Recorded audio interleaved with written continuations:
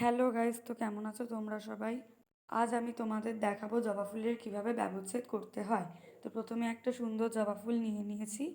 এরপর জবা ফুলের পাতাটাকে ছিঁড়ে ফেলবো।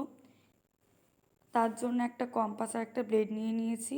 প্রথমে জবা ফুলের বৃতিটাকে ব্লেডের মাধ্যমে আস্তে করে কেটে নিচ্ছি। বৃতিটা কাটা হয়ে গেছে গাইস। এরপর জবা ফুলের যে দলমণ্ডলটা রয়েছে তার মধ্যে থেকে দলাংশগুলোকে আস্তে আস্তে ছিঁড়ে ফেলছি। ছিঁড়ে ফেলা হয়ে গেছে গাইস। এরপর পুংকেশর চক্রের মধ্যে থেকে পুংকেশরগুলোকে ধীরে ধীরে ছিঁড়ে নিচ্ছি হাতের মাধ্যমে। এরপর আমাদের পুংকেশর চক্রের পুংকেশরের স্তরগুলিকে আস্তে করে কেটে নিয়ে গর্ভকেশর চক্রটি আমরা বের করব। খুব সাবধানে করতে হবে যাতে গর্ভদণ্ডটি ছিঁড়ে না যায়। তো আমি খুব ধীরে ধীরে কম্পাসের সাহায্যে পুংকেশরের স্তরগুলিকে ছিঁড়ে নিচ্ছি এবং গর্ভদণ্ডটিকে ধীরে ধীরে বের করছি। আমাদের স্তরগুলো হয়ে গেছে কাটা গাইস, শুধু ব্লেডের মাধ্যমে কেটে ফেলতে হবে।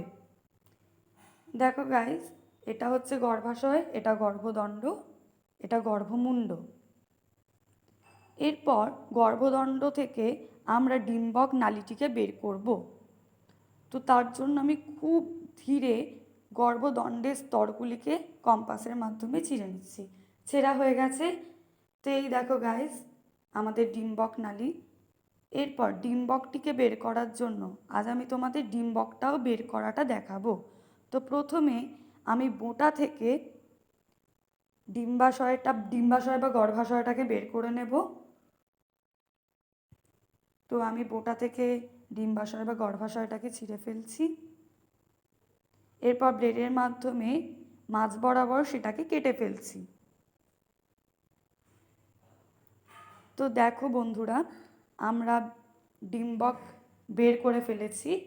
এবার কম্পাসের সাহায্যে তোমাদের দেখানোর অপেক্ষা।